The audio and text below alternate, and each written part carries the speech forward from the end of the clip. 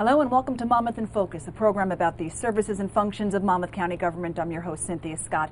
We are here on location today at the Monmouth County 911 Communications Center. It is a 24/7 operation, and joining me right now is the Monmouth County Sheriff, Sean Golden. Thanks so much for joining us today, Sheriff. You bet, Cynthia. Good morning. Good morning. It's great to be here, and welcome to our 911 Communications Center. Always a pleasure to have you on Monmouth in Focus. Like I said, this is a 24/7 operation. Tell us what goes on in here. Yeah, this is one of the operations in the county that never sleeps. It's a 24/7 operation. Our public safety telecommunicators are the busiest, probably in the region, and we answer 911 calls and do dispatch for fire, EMS, and first aid, and emergency management, and county notifications. And we process here about a 500,000 calls a year through the 911 center. It's a very busy place. And these public safety telecommunicators are highly trained. Tell us about that intense training that they have to go through. We have some of the highest trained operators probably in the state of New Jersey. I mean, we have a dedicated training coordinator in Scott Nielsen. We have a dedicated staff here. We have over 70 public safety telecommunicators. Just to become a public safety telecommunicator is a year-long process, from the hiring to the background checks, and then you come in after psychological and medical. You come into the center as a trainee. You do a number of hours, emergency medical dispatch, CPR, tactical dispatch. We end up with trainees that are on the desk for 3 to 6 months before we break them loose and put them on a desk where they can handle it on their own. And this job is definitely not for everyone. You really have to be suited for it. Yeah, you have to be suited for the job. It takes a special person to do the job. They have to multitask, as you can see behind me. The phone never stops ringing here in the center. You have to be able to communicate with other public safety telecommunicators in the room, as well as the caller, and then dispatch and relay that information out to the fire and police and first responders out there in the communities.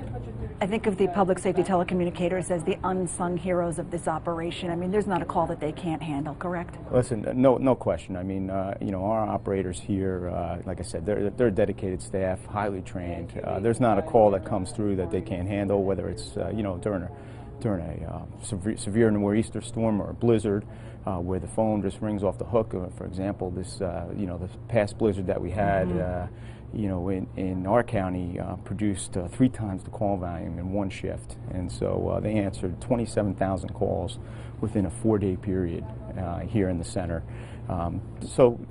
There's nothing that they can't handle here. It's one of those operations where the public doesn't really, when you say unsung, it's true. The public doesn't know about it until they have to dial 911 and interact with one of our operators. And like I said, the county should be assured that we have a highly trained staff, and when they call 911, they're going to get a quick response.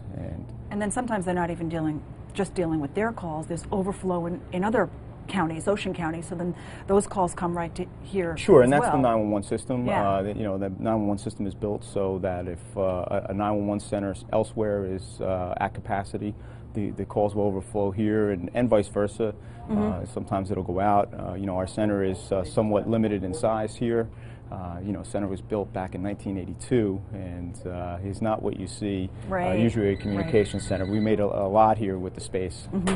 Now, the Monmouth County Communications Center answers 911 calls for 45 towns, dispatches for 10 police departments, 26 fire departments, and I believe 22 first aid squads.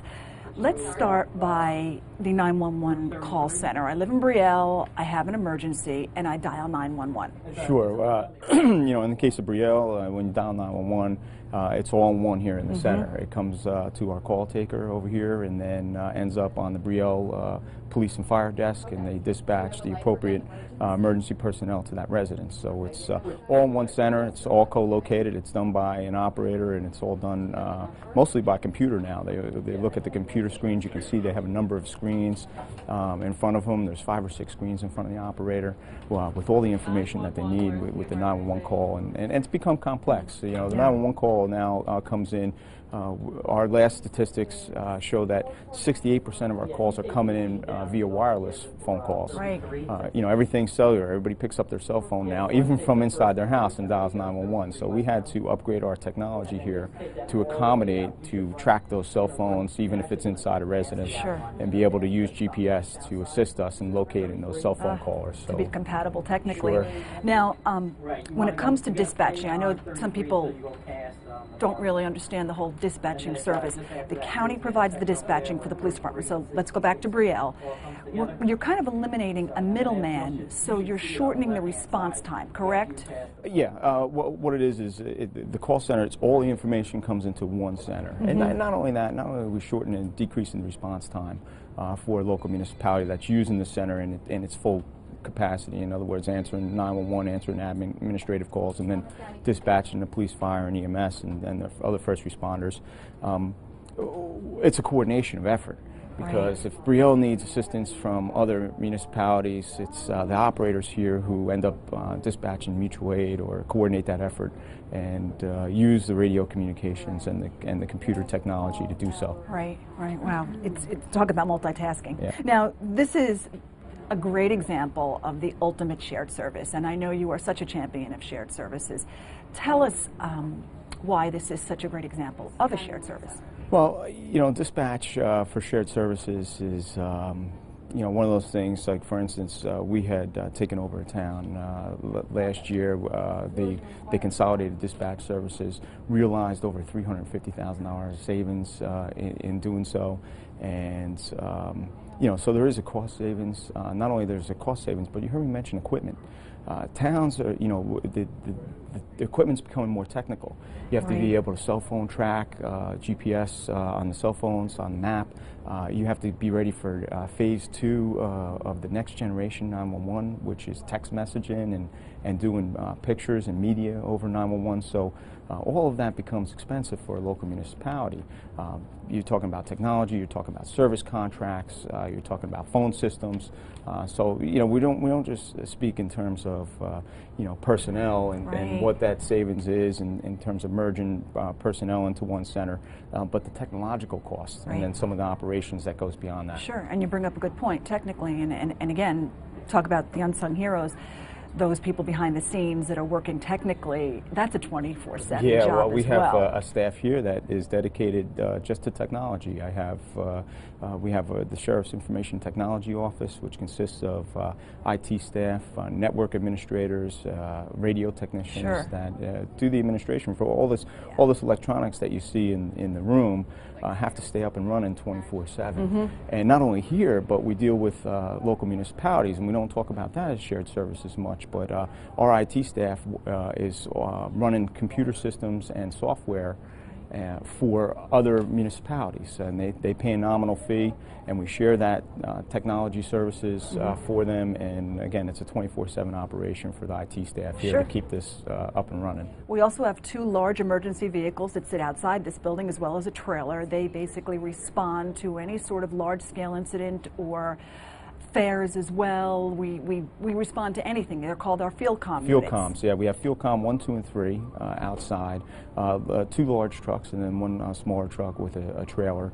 They have generators on board. They have computer equipment. They have radio equipment, and it allows the operator here to do the job out in the field. So if we have a large-scale incident, multi-alarm fire, a large-scale accident, or some type of building collapse, we initiate the response for the field comms to go out to those scenes and let the operator work out in the field. That relieves the radio traffic and some of the other communications traffic from the center here and puts it out in the field when they do incident command. Right, and another great example of shared services that the towns can benefit from. Yeah, well, I mean, they don't have to purchase those trucks, those command trucks. They're expensive. We do so using grant money. We've received grants from the Homeland Security and emergency management that we use to help assist us in purchasing or outfitting those trucks. I also want to note that this 911 Communications Center is nationally accredited, which is a rather large distinction. It really is. You know, all three divisions in the Sheriff's Office, the law enforcement, the corrections, and communications are all nationally accredited. We're the only 4-star accredited agency in the state of New Jersey. Our employees, 600 employees in the Sheriff's Office, work hard to maintain that accreditation. And a lot of people don't know what's involved in maintaining. You know, these are the standards by which that we operate on a daily basis. So it ensures that our policies and procedures are up to date, that our employees are aware of all the policies and procedures and operations. And we're the only one of 2 accredited communication centers in the state of New Jersey. We're proud of it. Sure, absolutely. You should be proud of it. I do want to quickly get to the educational programs that we run throughout this 911 Communication Center, too, that benefits adults as well as children. Let's talk about Seek 911 first. Sure. Well, I mean, community outreach is one of the most important things that we can do for public safety, and certainly 911 is no different. We have educational programs in corrections and law enforcement, and here in the communications division we have Seek 911, which is our student education for children, and we go out to first grade classrooms all over the county of Monmouth, and you know, we use our operators and volunteer staff to educate kids on the use of 911. You know, and you know, kids are more technically advanced than we are, you know, so, you know, they're using cell phones quicker, and so, you know, they have to know how to react or act when they're on a 911 call and interacting with one of our operators here. So that's important. It's been a very successful program.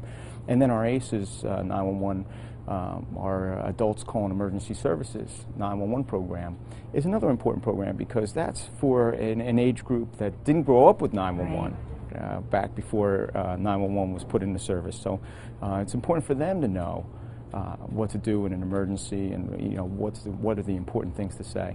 All right, Sheriff, thank you so much for joining us today. Oh, you bet. So much information. What a great 911 communication center you run here. Thank you for coming. Thanks. And that is all the time we have for this segment of Monmouth in Focus. More information you can visit www.visitmonmouth.com. I'm Cynthia Scott. Have a great day, everyone.